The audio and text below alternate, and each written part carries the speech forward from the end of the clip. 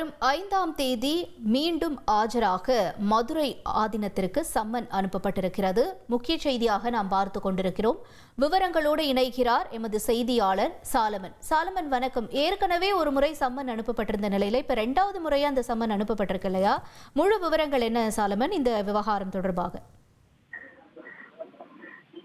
மதுரை ஆதீனத்திற்கு 5ஆம் தேதி மத்திய குற்றப்பிரிவு அலுவலகத்துல ஆஜராக வேண்டும் என மத்திய குற்றப்பிரிவு போலீசார் சம்மன் ஒன்றை அனுப்பியிருக்கிறார்கள்.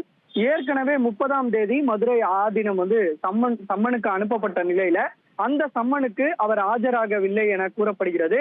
இதனால 2வது முறையாக மத்திய குற்றப்பிரிவு போலீசார் மதுரை ஆதீனத்திற்கு ஒரு சம்மன் ஒன்றை அனுப்பியிருக்கிறார்கள். அந்த சம்மனுக்கும் அனுப்பவில்லை என்றால் பிடிவாரண்ட் பிறப்பிக்கப்படும் எனவும் போலீசார் தரப்புல ஒரு தகவல் தெரிவிக்கப்பட்டுள்ளது. குறிப்பாக ஏற்கனவே அவர் தன்னை கொலை செய்ய திட்டமிட்டிருப்பதாக கூறிய நிலையில இது தொடர்பாக அங்குள்ள சிசிடிவி காட்சிகளை போலீசார் ஆய்வு செய்த போது அது முற்றிலுமே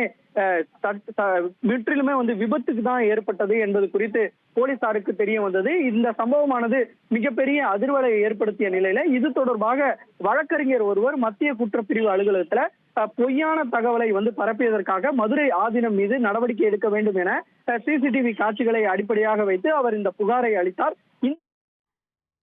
தகவல்களுக்கு நன்றி சாலமன். தந்தி டிவியை உங்கள் கேபிள் டிவி ஆபரேட்டரிடம் இலவசமாக கேட்டு பெறுங்கள்.